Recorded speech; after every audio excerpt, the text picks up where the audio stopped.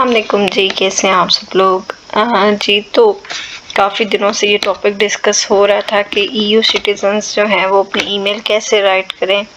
काफ़ी दिनों से मैं इस टॉपिक को एड्रेस करने की कोशिश कर रही थी। सबसे पहले तो ये मैं आपको जो मेरे एक्सपीरियंस के लिहाज से और जो प्रीवियस ईमेल्स सेंड की जाती हैं उनके हिसाब से बता रही हूँ।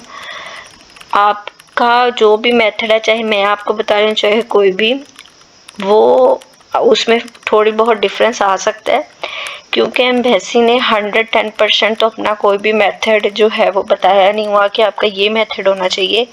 लेकिन जिस मेथड से पहले अपॉइंटमेंट्स मिल चुकी हैं और अभी इंशाल्लाह नेक्स्ट ईयू नेशनल्स को मिलेंगी, वो ही मैंने जो है उसी के हिसाब से ये ईमेल जनरेट की है। और इसमें कुछ इम्पॉर्टेंट चीज़ें हैं। सबसे पहले तो लिखने को तो हम अपनी ईमेल जितनी मर्ज़ी बड़ी लिख दें, उसमें कोई मसला नहीं है, हम जो मर्ज़ी लिखते रहें। लेकिन हमने इतनी लंबी ईमेल भी नहीं लिखनी क्योंकि जो लोग तो ऑफिस वर्क करते हैं या जो लोग बिज़नेस करते हैं उनको ये पता होगा कि लंबी लेंथी चीज़ जो होती है वो पढ़ने में और कस्टमर या आपका जो कस्टमर कहती है, आपका जो मतलब एम्प्लॉयर जो भी आप उसको कहते हैं, उसके लिए मुश्किल होती है। तो आपने शॉर्ट और टू द पॉइंट बात करनी है ताकि नेक्स्ट पर्सन के लिए भी मुश्किल ना हो और आपके लिए भी मुश्किल ना हो। ठीक है, तो ये एक वे आउट है। मैंने आपके सामने ये ईमेल जो है मैं आपको बताती हूँ आपने कैसे लिखनी है। अभी इसमें जो हमने डॉक्यूमेंट अटैच करने हैं, सबने पूछना है बाद में, देखिए वो भी 100% क्लियर नहीं है। आपने जो इम्पोर्टेंट है वो तो लाजमी अटैच करने हैं। फिर एडिशनल लोग पूछते हैं हम ट्रांसलेटेड डॉक्यूमेंट भी कर दें, ये कर दें, वो कर दें। आप जितने मर्जी डॉक्यूमेंट साथ अटैच करते जाओ, उन्होंने आपको मना नहीं करना। ठीक है, इसलिए आपको जो बेहतर लगता है वो डॉक्यूमेंट करें, लेकिन जो कंपल्सरी है वो तो आपने करने ही करने हैं। तो हम स्टार्ट करते हैं। ये आ गया जी, how to write an email.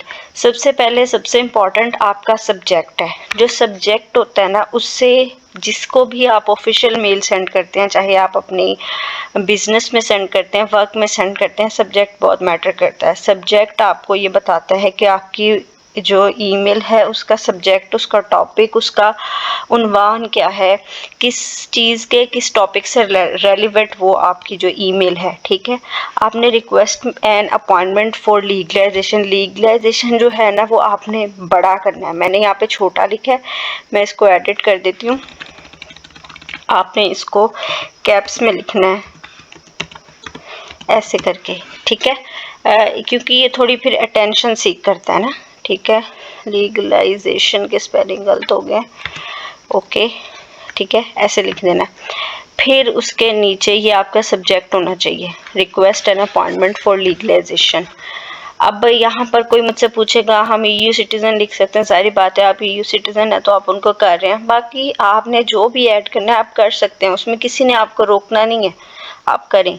अब आप स्टार्टिंग पे यहाँ पे dear sir, dear concern, dear Italian embassy, dear whatever जो भी लिखें कोई मसला नहीं है। ठीक है, और यूजुअली ज़्यादातर लोग डियर सर मैडम कर देते हैं, डियर कंसर्न मैंने कर दिया है, या आपकी अपनी मर्जी है। मैंने आपको पहले बताया कि मैं शॉर्ट और टू द पॉइंट ईमेल लिख ली हूँ, और ऐसे ही आप लोग लिखे, लेंथी ईमेल ना लिखिएगा। I hope this email finds you well, this मैंने 2 दफ़ा लिख दिया, sorry.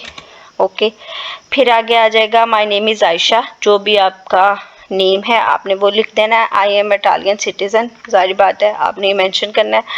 I am writing to request an appointment for legalisation of my document. ठीक है, आपने ये लिख देना। Can you please provide me with the next available appointment slot. अच्छा, अब यहाँ पर लोगों ने पूछना है कि हमें इमरजेंसी है, हमें ये है, आप वो उसमें मेंशन कर सकते हैं। यहाँ पर मैंने नेक्स्ट अवेलेबल लिखा हुआ है। अगर आपको लगता है कि आपकी कोई ऐसी इमरजेंसी है जो उनको पता चलना चाहिए, कुछ केसेस में वो नोट भी कर लेते हैं, आपने यहाँ पर वो मेंशन कर देनी है, लेकिन नॉर्मल अपॉइंटमेंट आपने ऐसे ही लिखना है। एडिशनली आप यहाँ पे लिख सकते हैं for your reference, for your, इस तरह भी आप लिख सकते हैं। Additionally I have attached my all relevant documents for your kind reference. मैंने आपके जो है वो आसानी के लिए अपने तमाम रेलिवेंट डॉक्यूमेंट जो लीगलाइजेशन के अपॉइंटमेंट के लिए चाहिए हैं वो अटैच कर दिए हैं। फिर आपने लिखना है I look forward to your response. ठीक ठीक है जी, ऐसे आपने ईमेल को क्लोज करना है। फिर आपने वार्म रिगार्ड्स कर देना है, योर रिगार्ड्स, योर बहुत कुछ, जैसे हम छोटे होते एप्लीकेशंस लिखते थे वो कुछ भी आप एंड पे लिखें, वार्म रिगार्ड्स ऑफिशियल मेल्स में लिखा जाता है। आपने अपना फुल नेम लिख देना है, पासपोर्ट नंबर, ईमेल आईडी और फ़ोन नंबर, ये आपने नीचे मेंशन करने हैं लाजमी। फिर आ जाते हैं अटैच कौन से डॉक्यूमेंट करने हैं। आपने पासपोर्ट, अपना पासपोर्ट भी करना है, अपनी वाइफ का भी करना है, मतलब जिसको बुलाना है उसका भी करना है और जिसका है इटालियन उसका भी करना है। CNIC भी दोनों का कर देना है। FRC, BRC, MRC, निकाहनामा, ये 4 हमारे मेन डॉक्यूमेंट हैं, ये आपने लाजमी साथ अटैच करने हैं। अब इनकी ट्रांसलेशन उन्होंने उस वक्त कुछ नहीं करना उसका ट्रांसलेशन का, उन्होंने सिर्फ आपको अपॉइंटमेंट देनी है। बाकी आपकी तसल्ली नहीं हो रही, आप फिर भी साथ अटैच कर दें। और फिर ये जो पर्सन इटली में रह रहा है उसका रेजिडेंशियल कार्ड, ये भी अटैच कर दें, बेहतर है। अब एक और चीज़ इम्पॉर्टेंट, ये जब डॉक्यूमेंट आपने अटैच करने हैं ना, ये सेपरेट सेपरेट करने हैं। ऐसा नहीं करना एक फ़ाइल बना दी, नीचे लिख दिया जी PDF फाइल और भेज दी, ये काम नहीं करना आपने। पासपोर्ट पे आपने अपना नाम लिख के पासपोर्ट लिखना है, मतलब आपने इस फाइल को, पासपोर्ट की फ़ाइल को सेपरेट बना के उसके नीचे लिखना है पासपोर्ट, उस डॉक्यूमेंट का नेम पासपोर्ट लिखना है। फिर CNIC का CNIC, FRC, BRC, MRC, निकाहनामा, इसकी चाहे आप एक फ़ाइल बना लें और लिख दें रेलिवेंट डॉक्यूमेंट, या आप इसका नाम ही FRC, BRC, MRC कर दें, या आप इसको सेपरेट सेपरेट कर दें, ठीक है। इस तरह करना है, इकट्ठे आपने गड़बड़ नहीं करनी, सेपरेटली करना है। और अभी फ़िलहाल EU सिटीजन्स का कोई रिस्पांस नहीं आ रहा, लेकिन इंशाल्लाह कमिंग डेज़ में ज़रूर आएगा।